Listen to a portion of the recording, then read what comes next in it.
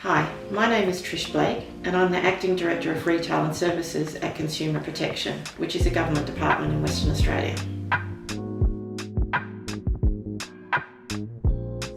The COVID-19 rent laws were introduced back in March of 2020, right at the beginning when COVID became an issue in our community, and we wanted to make sure that everyone was kept safe.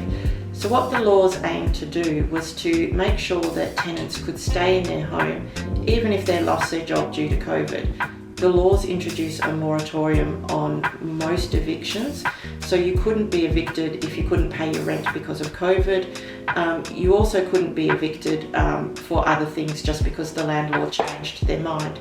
The laws also introduced a moratorium or a freeze on rent increases, and that meant that the rent couldn't be increased on your property to a point where you couldn't afford it anymore.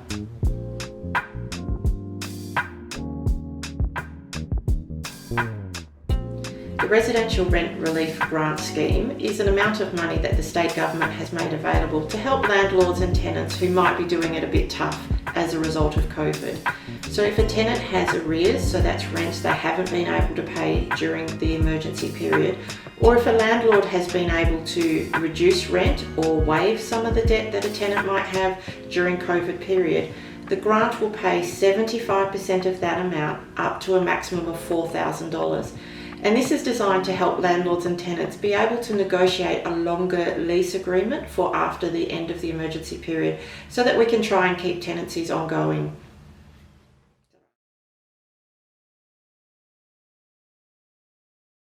The Residential Tenancies Mandatory Conciliation Service is a new service that was introduced by the West Australian Government to help landlords and tenants who might be finding themselves in dispute during the emergency period.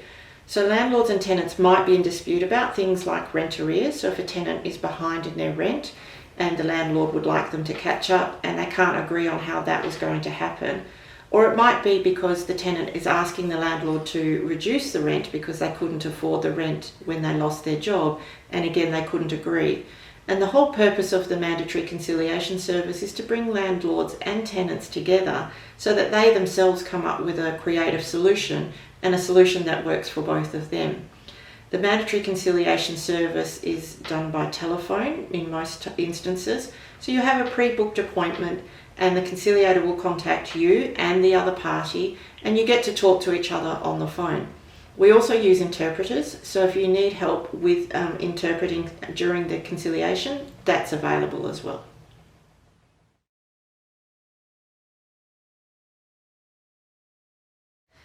The WA Government has a lot of assistance available for landlords and for tenants during this emergency period. So if you're a landlord and you need special advice about your situation to know whether you can terminate a tenancy or what notices you can give in order to increase the rent after the emergency period has ended, you can contact Consumer Protection, and they have a landlord's hotline available, and the phone number for that is 1300 30 4054. Once again, the phone number for that is 1300 30 4054.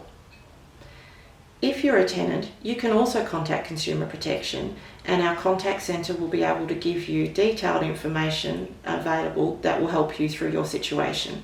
So the phone number for tenants is 1300 30 4054. Alternatively, tenants might be interested in contacting their local tenants advice network, and if you go to our website at Consumer Protection, so that's www.consumerprotection.wa.gov.au, you'll be able to get information about those tenancy services that are funded across the state. There's also lots of really good information on our website, so you might be able to find the answers to your question there.